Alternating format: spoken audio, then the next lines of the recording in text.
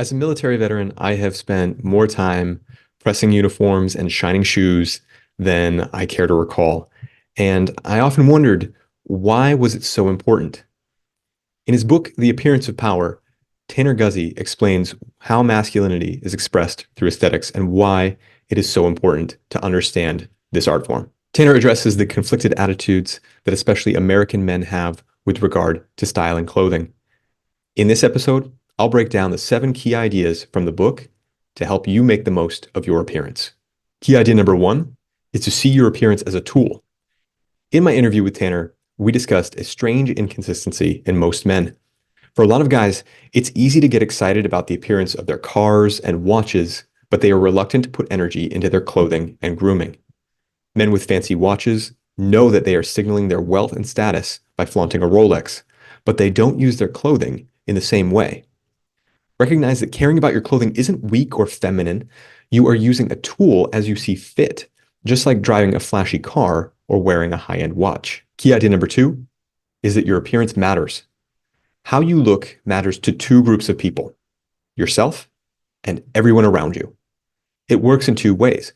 First, when you see yourself looking sharp, you feel good about that, and it creates a sense of pride in yourself.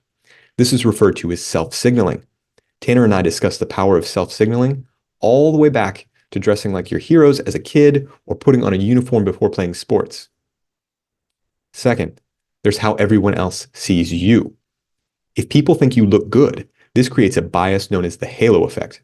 A good-looking person is assumed to be influential.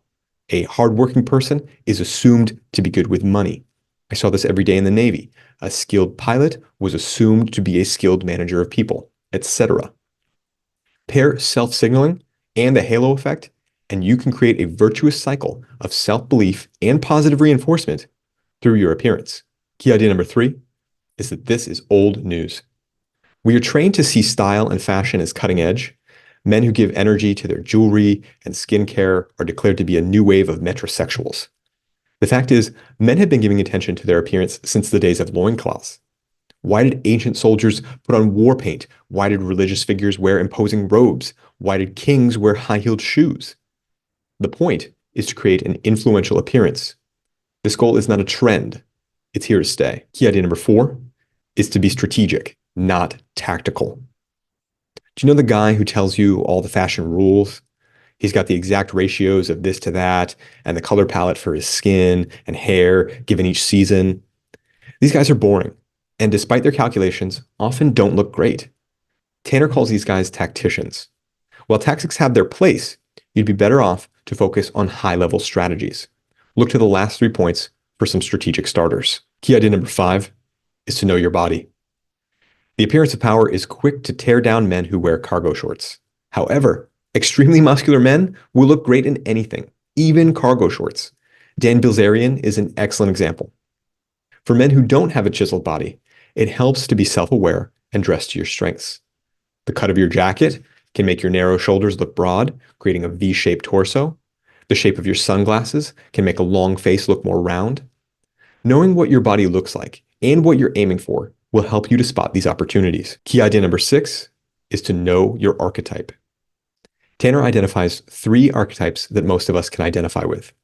They are rugged, rakish, or refined. The rugged man is physically engaged with the world.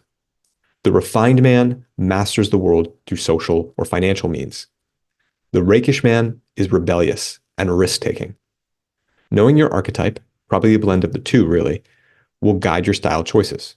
To find out more for yourself, you can check out Tanner's book. I'll put a link in the description. Key idea number 7 is to know your tribe. As social animals, we care about what people think of us. We don't care what everyone thinks of us, but some people matter a lot. If you're a working professional, your coworker's opinion matters. If you're in sales, it helps to have customers identify with you or desire to identify with you. This is the purpose of identifying your tribe. When you know who matters to you, you can present yourself in a way that connects with them. This can also unify a whole group. Tanner gave a masterful explanation of how tribes can become more powerful through a united appearance in our podcast conversation, which I'll link to in the description. I'm Brad Carr. If you're new to the channel, I do interviews with popular authors and interesting people like Tanner Guzy, and sometimes I make videos that expand on those ideas like this one. If you haven't already, be sure to subscribe.